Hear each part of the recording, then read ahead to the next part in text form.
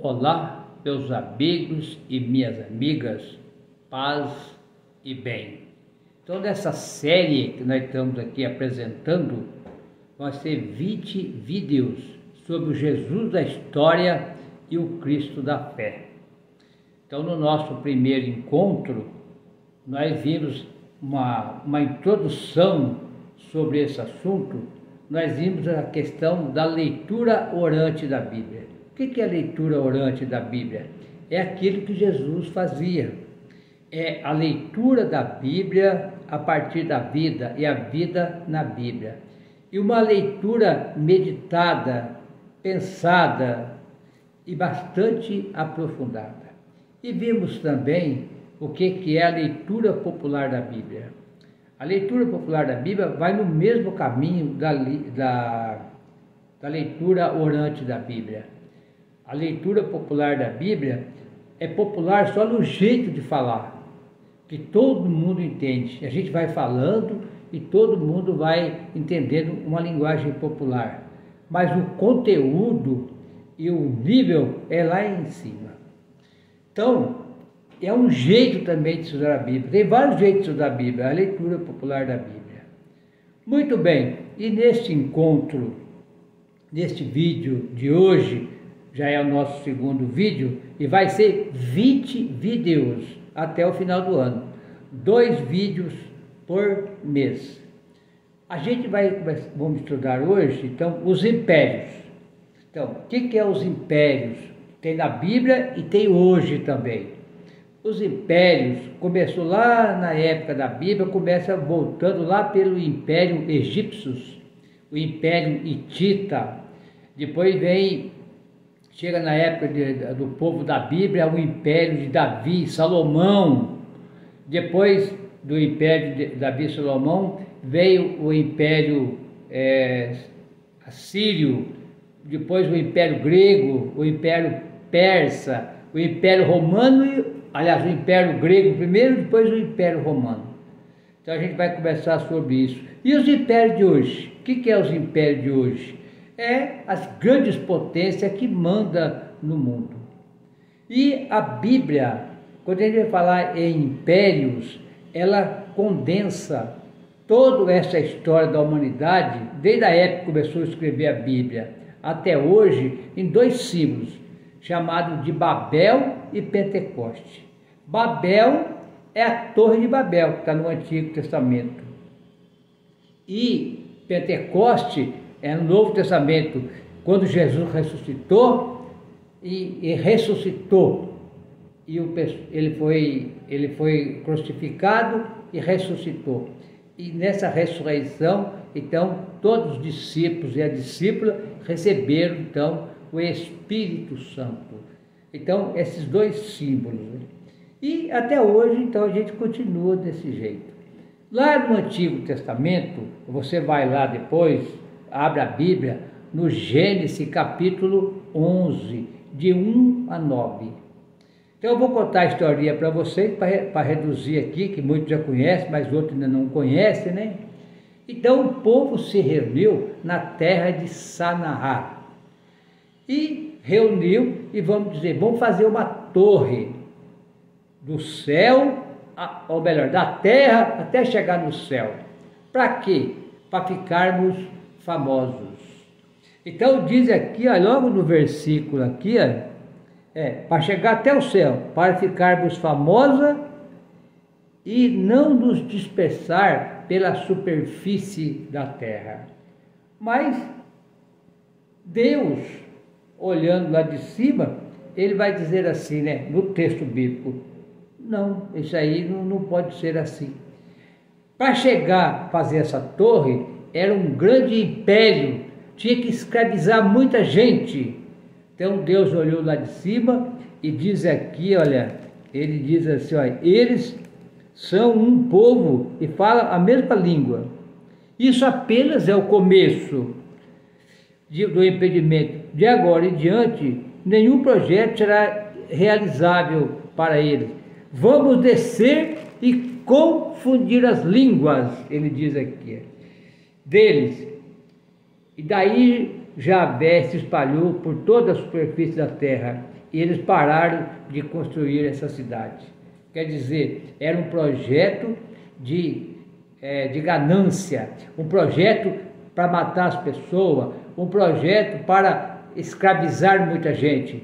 Então, o que significa aqui? A palavra, o termo Javé, vem lá do hebraico Iavé, significa o Deus que está para o lado dos pobres, o Deus que cuida do povo pobre.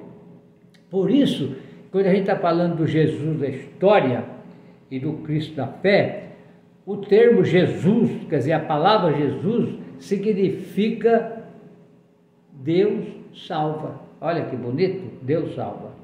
Já uma outra parte, já deixei marcada aqui na Bíblia também, aí a gente vai também aqui aprofundar, já é então Pentecoste. O Pentecoste é um outro símbolo que a Bíblia coloca, então dois símbolos, o símbolo do poder e o símbolo da resistência. Já o símbolo da resistência é o livro de Atos dos Apóstolos, aonde mostra que a partir da ressurreição de Jesus, a igreja, o povo se espalhou para o mundo inteiro, certo? Começando a partir de Jerusalém, a igreja foi para Roma naquela época, foi para Ásia Menor, foi para tudo quanto é lado. E agora estamos nós hoje aqui falando deste mesmo assunto. E aqui no livro do Atos dos Apóstolos, diz assim, olha, quando chegou o dia de Pentecoste, todos eles estavam reunidos no mesmo lugar. De repente veio do céu um barulho, como um vento muito forte, e encheu a casa aonde eles estavam. E apareceram como línguas de fogo, repartidos, e foram pousar sobre a cabeça deles. E todos ficaram cheios do Espírito Santo. Então, a Torre de Babel, os homens e as mulheres queriam chegar até o céu. E Pentecoste, ao contrário, Jesus desce através do Espírito Santo. Olha que coisa mais linda. E entra nos discípulos, e entra em mim, e entra em você, meu irmão e minha irmã, e nós vamos profetizar por toda a terra. Tanto que é verdade que no versículo 36 do capítulo 2 do livro do Atos dos Apóstolos, diz assim, ó, tá, o discurso do apóstolo Pedro, diz assim, olha, portanto, que toda a casa de Israel saiba com plena certeza, esse Jesus que vocês crucificaram, Deus o tornou Senhor e Cristo. Olha, esse Cristo que vocês crucificaram, quer dizer, esse Cristo que vocês mataram, Deus fez dele Cristo Senhor, quer dizer, ele ressuscitou. E olha só que interessante para vocês, nós que estamos aprendendo, a palavra Cristo significa o ungido, uma palavra grega, que significa o ungido. Foi ungido pelo Espírito Santo para levar o bem. Então isso é resistência. Jesus passou por essa terra fazendo o bem. E a palavra Messias, né? A palavra Messias, então significa no hebraico, a palavra Messias significa no hebraico o ungido também, tá? O ungido, o Cristo, significa tudo isso aí. Então, olha só a importância do nosso curso, né? O poder massacrando e ter a resistência através de Jesus, que passou por essa terra fazendo bem e cuidando de todas as pessoas. Então esse é um grande símbolo, então, que nós vamos falar nesse vídeo, claro que é um vídeo resumo de tudo isso, né? E aí, logo no versículo 36, logo no versículo 37, ao ouvir isso, sentiram-se apunhalados em seu coração e perguntaram a Pedro e aos outros, irmãos, o que devemos fazer? Pedro respondeu, arrependam-se e cada um será batizado em nome de Jesus para o perdão dos seus pecados. Olha que coisa bonita. Então, todo mundo que segue, segue Jesus, não vai ter problema nenhum. Então, Jesus da fé, o Cristo da fé e o Jesus da história, sempre teve conflito.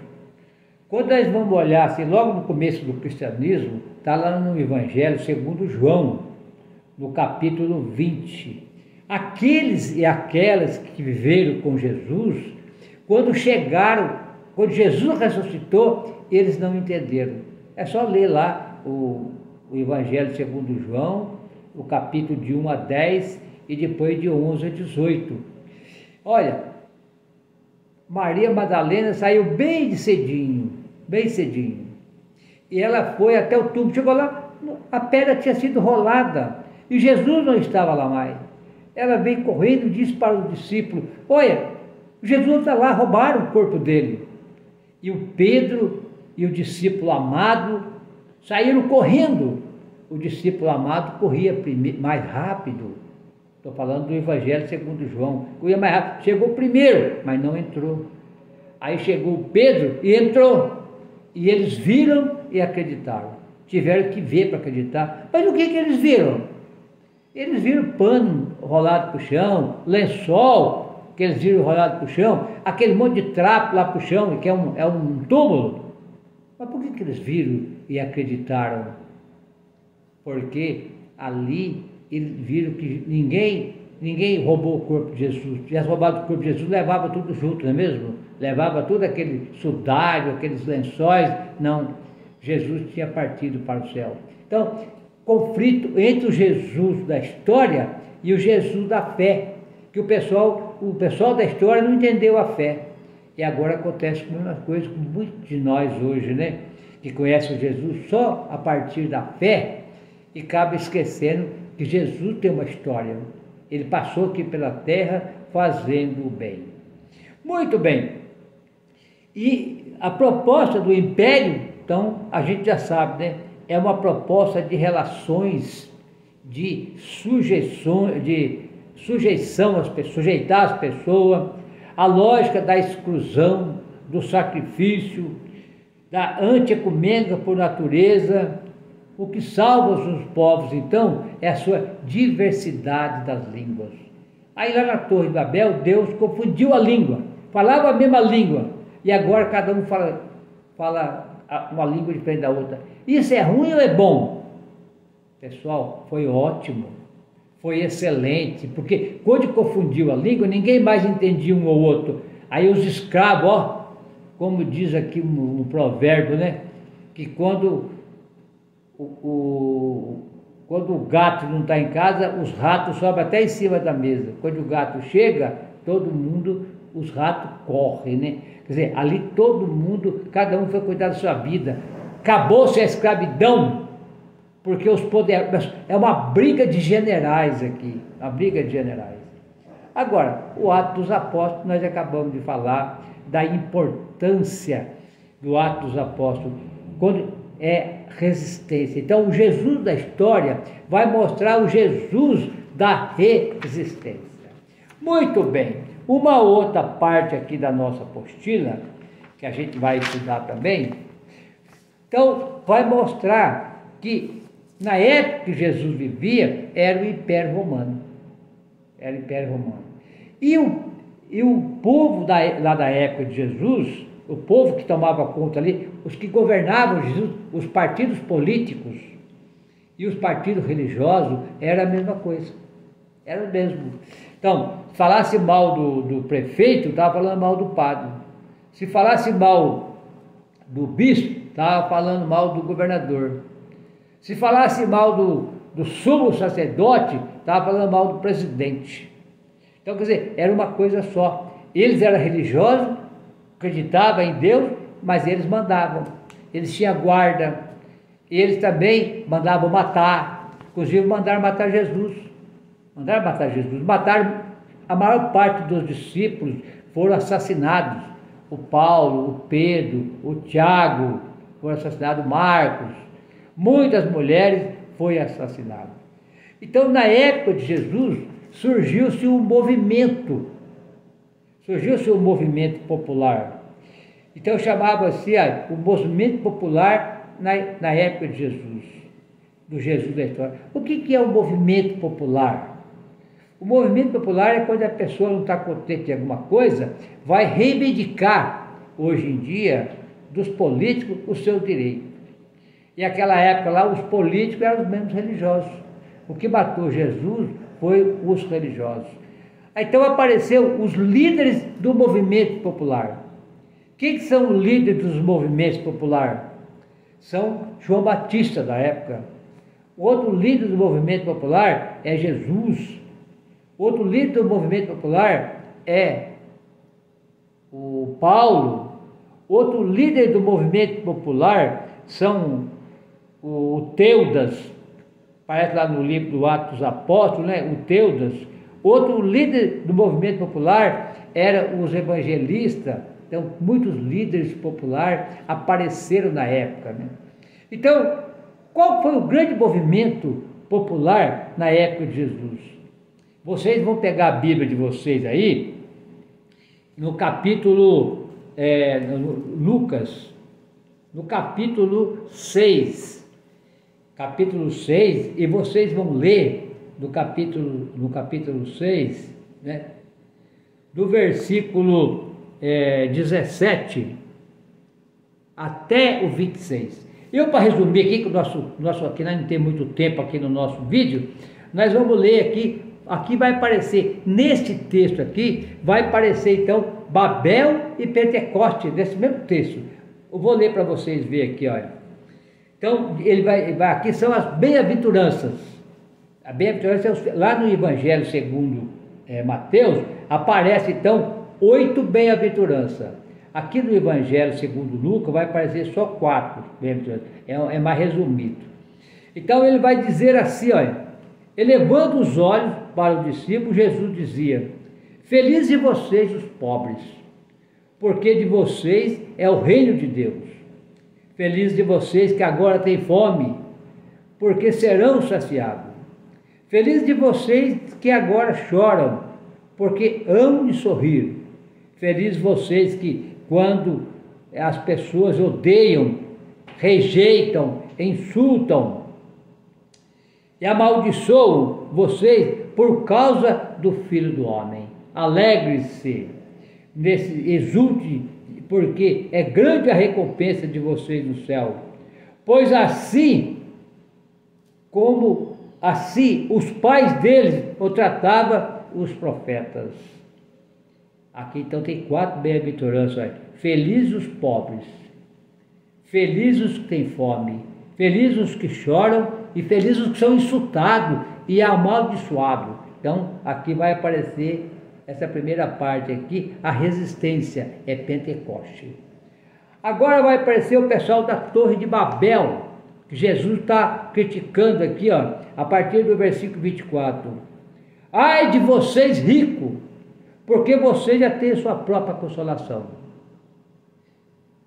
Ai de vocês que estão saciados, porque terão fome. Ai de vocês que agora riem, porque hão de chorar. Ai de vocês que agora são elogiados, pois era assim que os pais de vocês tratavam os profetas. Aqui, pessoal, lá é felizes. Ó, felizes os pobres. Aqui, ai dos ricos. Felizes os pobres, ai dos ricos. O que significa isso? Infelizes os ricos. Infelizes os que estão saciados. Infelizes os que são elogiados, infelizes os que riem. Vamos pensar um pouquinho aqui, que nosso vídeo está chegando ao final. Como é que você pode ser feliz sendo pobre, lascado? Quem que é o pobre aqui na Bíblia? Todo mundo já ouviu contar a história do rico e do Lázaro, né? Vou só contar o comecinho, olha. Havia um homem muito rico, que dava banquete todos os dias. E por lado de fora da porta tinha um pobre chamado Lázaro, que estava caído lá, esperando cair algumas migalhas da mesa do rico, mas nem isso lhe davam. E vinha cachorros lamber a sua ferida. Olha, pensa bem vocês aí, o rico dando banquete todo dia. E do outro lado, o cara lá fora, depois do muro, lá na rua, cheio de feridas, com fome, esperando um pedacinho de pão, mas nem isso lhe dava. E vinha o cachorro lamber as suas... O único remédio que ele tinha era a saliva do cachorro. Mas como que a pessoa pode ser feliz pobre? Está esquisito aqui, não está? Ah, mas tem uma explicação. Você é pobre? Ah, eu sou pobre. Você está com fome? Eu estou com fome. Eu estou chorando. Eu estou sendo insultado, amaldiçoado. Mas por quê? Ah, mas você está com fome? Estou. Está chorando? Estou chorando. Você está pobre. Mas você já procurou a comunidade de Jesus? Não. Ah, então você vai continuar com fome, vai continuar chorando, vai continuar pobre. Ah, não, eu já procurei. Ah, então ótimo, parabéns. Então agora você não vai ter mais fome. Porque na comunidade de Jesus não tem pobre.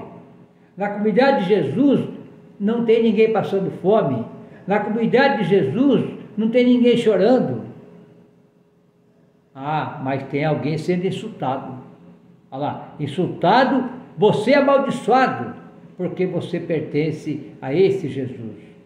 Hoje, em vez de você chamar o pessoal de amaldiçoado, insultado, hoje eles falam que nós somos comunistas, que nós somos de partido de outra coisa, que nós somos pessoas revolucionários, que nem aquela frase de Dom Helder Câmara: quando eu dou comida para os pobres, todo mundo me chama de santo. Mas quando eu pergunto por que falta comida, me chamam de comunista. Então, pessoal, de um lado, Pentecoste, recebendo os insultos até hoje. Teologia da libertação, pessoal que faz isso, faz aquilo, pessoal que está cuidando desses pobres. Mas a Igreja Católica no Brasil fez a opção pelos pobres. Mas por que fez opção pelos pobres? Opção preferencial pelos pobres. Prefere os pobres, mas não rejeita nenhum rico, não. O rico também faz parte do reino de Deus. Porque aqui o grande objetivo da Bíblia é nos ensinar o reino de Deus. E para isso tem conflito hoje. Quando você começa a falar dessas coisas, eu falo para você e tudo que eu já falei. Agora, se você é mãe ou é pai, tem 3 filhos na sua casa, um filho está doente, está lascado, está pobre, não está sem emprego, os outros estão tudo bem, os 3 filhos precisam do mesmo carinho de vocês igual? Não, porque o que vai precisar mais é aquele ou aquela que está desempregado, que está passando necessidade. Então a igreja vai cuidar daqueles e daquelas também. Muito bem, meus irmãos e minhas irmãs, já estamos chegando no final. Então surgiu os profetas na época de Jesus. E eles traziam, meus amigos e minha amiga, proposta muito simples. Eu vou ler para vocês aqui, olha lá. O samaritano, que era um líder do movimento popular, prometia revelar o lugar dos utensílios sagrados da época de Moisés. João Batista e o egípcio, o profeta anônimo, convocava o povo para o deserto. Olha, Teudas e o egípcio anunciava a queda das muralhas. Olha, Teudas, ele está lá no livro do Atos dos Apóstolos, capítulo 5, do 34 ao 37, vocês vão achar lá e vão ler lá. João Batista anunciava a chegada do reino de Deus. E Jesus, o que ele fez aqui? Jesus e os movimentos dos pobres. Então, Jesus, ele estava junto com os pobres, com aqueles lascados. Pessoal, por favor, escreva no nosso vídeo, no nosso YouTube, escreva, manda o vídeo para os seus amigos e amigas, diz que você está estudando o Jesus da história e o Cristo da fé. O canal não é meu, o canal é nosso, é o canal da evangelização. Então, vamos terminando por aqui, até o próximo vídeo, que nós vamos estudar sobre a história dos evangelhos. Já vamos chegando perto já do Jesus da história e o Cristo da fé, cada dia aprofundando mais. Um grande abraço a todos, em nome do Pai, do Filho e do Espírito Santo. Amém.